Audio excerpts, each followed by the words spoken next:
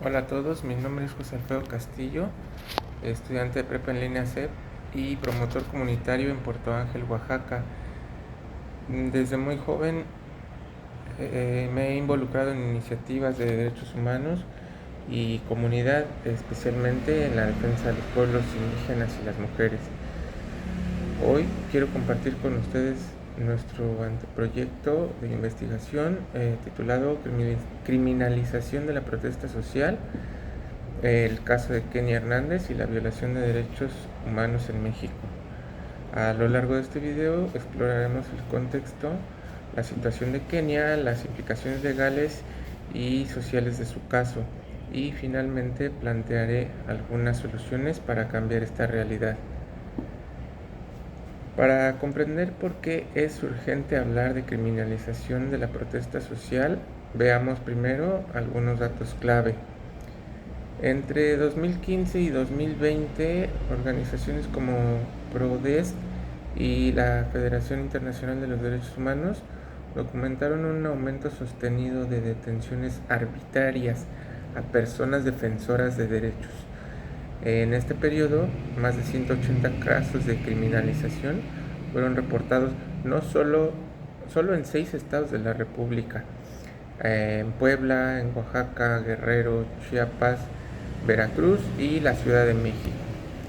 Este fenómeno no solo implica un dato estadístico, se traduce en familias separadas, defensores y defensoras bajo interrogatorios prolongados, aislamiento en prisiones de alta seguridad y procedimientos judiciales sin garantías mínimas. Cada cifra representa un intento de silenciar la voz ciudadana. Vamos a ver por definición de criminalización y lo que es el marco teórico. ¿Qué entendemos por criminalización de la protesta social?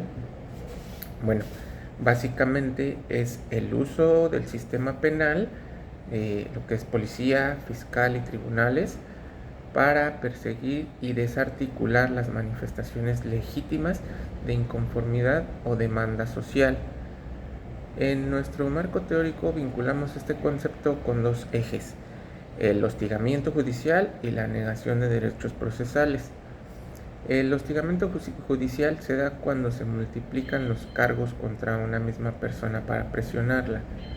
La negación de derechos procesales ocurre si no se respeta el debido proceso, el acceso a abogado, la traducción en su lengua materna y las audiencias públicas y también las visitas familiares.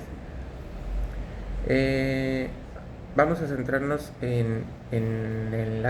vamos a centrar nuestra atención en el caso de Kenia Hernández Montalbán, que es la defensora amuzga de la Sierra de Puebla, que viene siendo todo el desarrollo del caso de Kenia Hernández.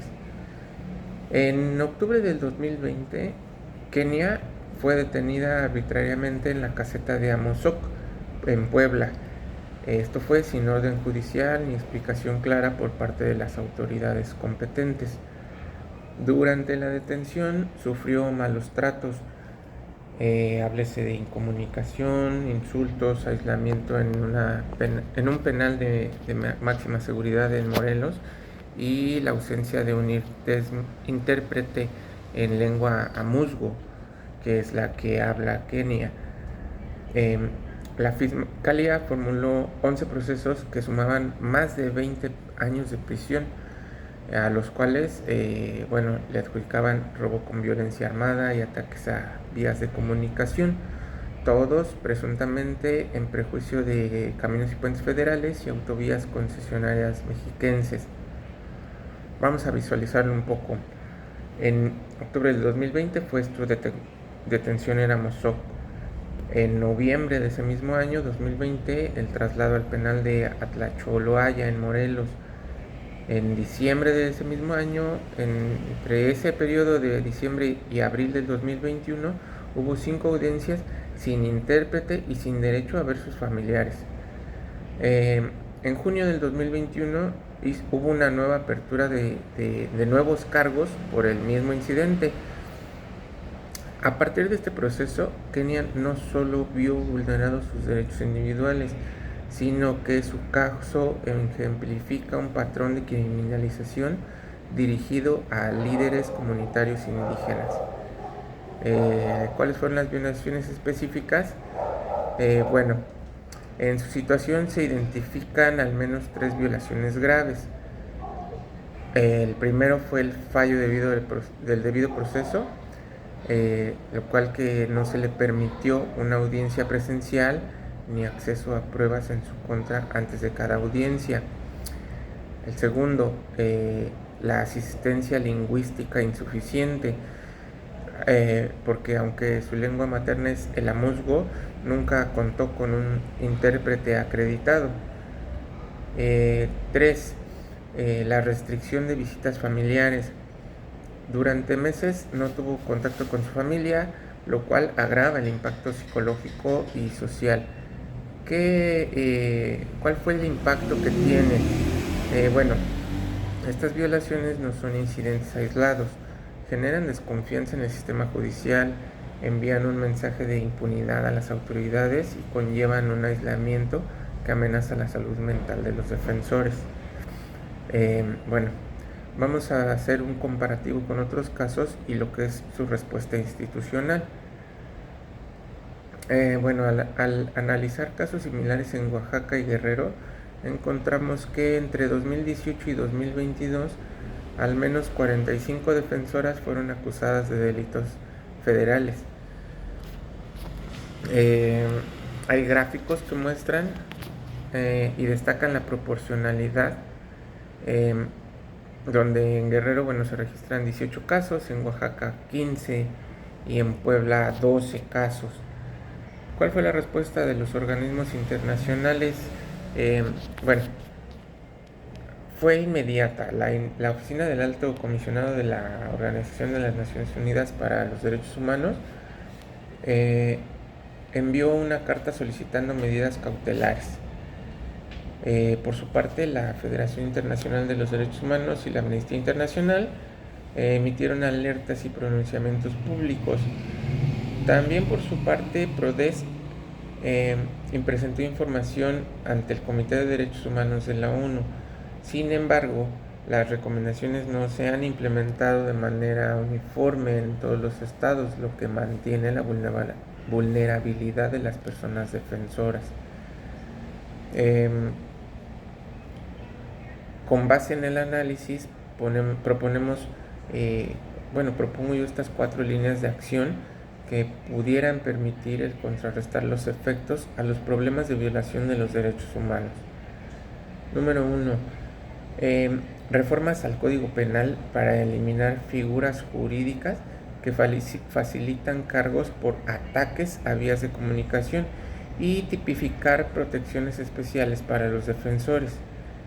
Como segundo propuesta, que haya protocolos policiales claros. Hablemos de una capacitación obligatoria en derechos humanos e interculturalidad, con sanciones para fuerzas que violen los procedimientos. Como tercer punto, centros de asistencia jurídica gratuita en regiones indígenas con equipos multidisciplinarios y traductores acreditados por la Suprema Corte. Y como cuarta punto de la propuesta, mecanismos de monitoreo ciudadano, brigadas locales que documenten detenciones, recopilen testimonios y alerten a la ONG y organismos internacionales. Cada una de estas propuestas incluye un paso operativo, redacción de reformas, talleres de capacitación, apertura de ventanillas de atención y creación de registros públicos de casos. Bueno, para contrarrestar la criminalización de la protesta social, hago un llamado a la acción. La propuesta social la propuesta social es fundamental combinar la presión legal, la solidaridad comunitaria y la visibilidad mediática, para lo cual yo les invito a compartir este video y las infografías en las redes sociales. Súmense a la red local de observación ciudadana exijan a sus autoridades la implementación de reformas propuestas, porque solo con la unión de académicos, activistas, ciudadanía podremos transformar la defensa de derechos en una práctica segura y efectiva. Bueno, es el caso que yo investigué. Muchas gracias por su atención.